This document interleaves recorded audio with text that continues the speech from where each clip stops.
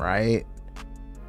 And then it's like, why get a larger Stream Deck when that money could go towards dabs?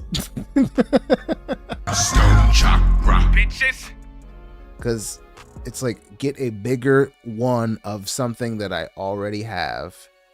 Now keep in mind, it's like the first version, so it's got like the shitty stand, and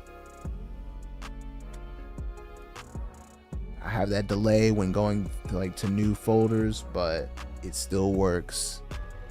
It's like, so spend like a ridiculous amount of money on a bigger one of those, or take that money and get dabs.